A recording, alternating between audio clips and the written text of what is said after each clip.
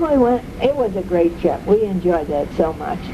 We saw them blowing glass at the glass factory, and I have seen it before, but it is always fascinating. We had lunch at the Hotel Tassenk in the village of Sanat. And what a gorgeous place that was, and the gourmet food also. And the mints on the reception desk could blow your head off. They were that strong and that good. At Darija Bay, there was a beautiful chapel church, but the importance of that church was the room for all the thank yous to the Madonna, for lives saved, for many more wishes, for being able to walk, you know, on and on. On the wall was all the crutches, the casts, the canes, the walkers, the braces, the helmets, the whatever those things that motorcycle people wear on their heads. And when they left, they left pictures that were oil paintings of their plight before their prayers were answered. You saw what was happening. You know, one guy was hanging onto a cliff with one hand, you know, ready to go down, and stories and letters in all languages saying, "Thank you, Madonna." We stayed in a 200-year-old farmhouse hotel called Cornucopia in the village of Shara. Sandy and I each have a room with 2 beds in each room. Wow. But you know, I heard that Jim or Fred, I can't remember who, has a jacuzzi in their room.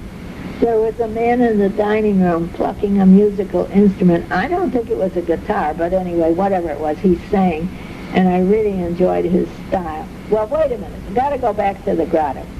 We went in and out and through the crevices of rock, and then we went out into the bounding sea.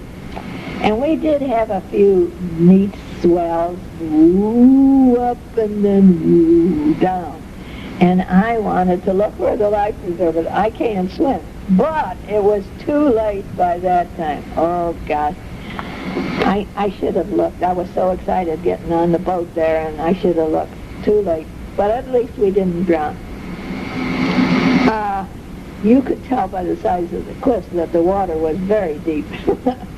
Before now, they had motors, you know, well, now they've got motors on the boat, but before they had motors, they pulled the boat through by ropes along the cliff walls. And you could still see the remains of the iron brackets that they had drilled into the stone years ago.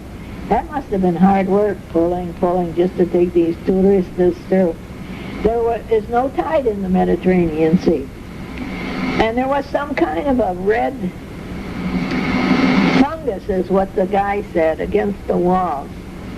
We don't know what it was. On the bottom, by the water, under the water there, and it made a pretty red glow on the water.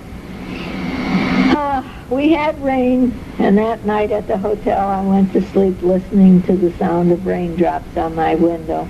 In Victoria, we saw the citadel, the fortress city. We went into the cathedral in the fortified city, and the church was loaded with flowers. I don't know why. And again, the floor was slabs of marble rock and over the bodies. But this time I saw 2 graves that were there with the husband and wife together. Otherwise it was always men only, and nights at that. At Shalendi Bay, we ate at St. Patrick's Bar, and Sandy and I ate 2 of the appetizers and forgot about the chicken, beef, or fish. It was great and was more than enough for us. If you wanted to buy a sweater, this was the place. 50 shops of sweaters. Lots of cats here, and by the looks of the cats, there will be many kitties coming soon. This is coming to an end on this side, but I'll go as far as I could and then just turn it over. Our driver of our minivan is Jeff the Palestine. He told us his story of lovemaking with the Malta girl. His family is rich, hers is poor. Both mothers say no marriage. She is Catholic, he is Muslim. He turned Catholic and they married. They have 13 years of marriage and 2 boys. His folks have never seen their grandboys, and he asks, "Would you pray for me? Could this lovely story be to ensure a tip?" Tip means to ensure promptness. Well, we all gave money, and maybe some of us are praying that his folks get to see the grandsons before they pass on. Well, home to Perluna and to Selima. I must say that Gozo was so green in the gardens, more so than in the Malta.